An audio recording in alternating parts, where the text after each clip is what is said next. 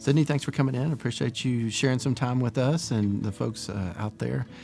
Tell me, how did you end up here as a student, and then you came back as a coach? So tell us that story. Okay, kind of crazy story for me. My boyfriend, actually, he went to school here, so he played soccer. So I came back every weekend to watch him play. And then during Christmas break, we had started a week later than Hardin-Simmons did, so he was already in practice. And I said, hey, drop me off at the track. I want to just run. I loved running. I've always loved running. I was always pretty good at it, in high school, but not in my head good enough for college. So then he dropped me off. I was running. And the coach at the time, Coach Smith, just happened to be in the office that day and saw me running on the track and went out there and said, hey, you run? And I was like, yeah, I mean, kind of, And he was like, what was your times? And I told him, and he said, you could run for me? I said, well, I don't even go to school here. And he said, well, get in my truck and I'll take you to the Welcome Center. And I did, which I do not advise you just get in random strangers' vehicles, but I did it. And I signed up for classes the next day. And I was so shocked. Like, God definitely brought me here because I was never thought in a million years that I could run out of college.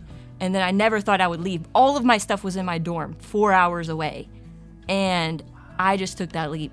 And I signed up the last day you could sign up for classes at Hardin-Simmons. I missed a whole week of classes. You transferred in? I did. Wow.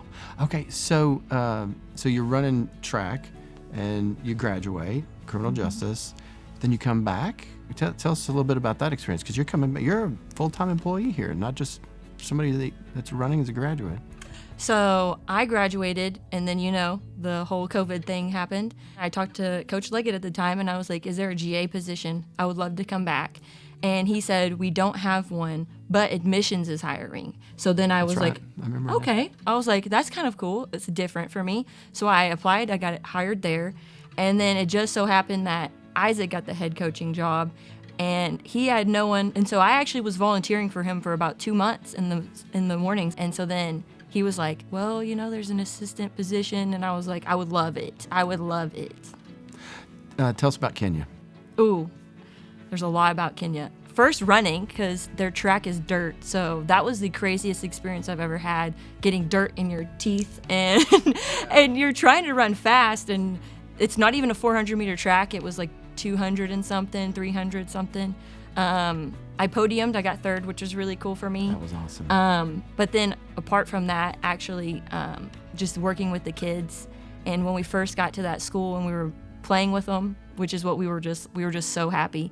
And they were the happiest kids I've ever seen in my life. They were literally playing soccer with bags and a ball, and they were kicking it around. So then we started doing that with them, and I was dancing with them. And then when we left, we were like, we really need to get them some soccer balls and some balls. And we did, and we brought them back. But we complain about things that are like if they got our Starbucks order wrong, and we spend $7 on it. For me, it was really eye-opening in that aspect, just thinking about like what I value and what I just like, the things I complain about, that I need to like learn that there's people who have way less than me. Yeah, they've got, when it comes to athletic facilities, they're nowhere near what we've got, and yet they're the best runners in the world. And you were third. I remember seeing that, watching that race, and I just thought, my gosh, look at her go. You did a great job. I will say there are times when I have been jogging that I've not been happy with you. You know what I'm talking about. I'm running around, there's a Red Bud Park, and you come up to me and you're jogging next to me, and hello, President Bruntmeyer. And you take off, and it's embarrassing, so thank you. Appreciate that, keeping everybody humble as needed. So you're coaching, and you're getting to do the thing that you love. But is there anything that you love other than running that you'd love to do every single day for the rest of your life? I'm a coffee connoisseur, I would like to say. Okay. So owning or having my own coffee food truck one day is like, I would love to do that and coach. So like do that in the summer and have coaching all the rest of the year. But I would love to have a food truck, coffee truck, so that I can drive it places. And I think it'd just be perfect. And I love coffee. Do you ever curl your hair with strange objects? Happens frequently. Tell us about that.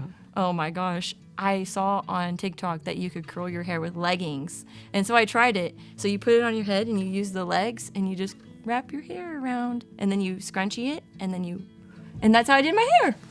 Okay, well, I'm going to try that the next time my hair gets that long. You I'll make sure to should. use my daughter's leggings. I'm sure they're going to watch us, and now you're starting a new fad. I am. Thank you for doing that. I'll make a video on it if you need it. That's if you cool. need a tutorial, I'll help you. I appreciate you being out there with the team, and especially what you've done with Kyla and the other ladies, being an example, not only on the track but off the track. I know it's not easy to be a runner.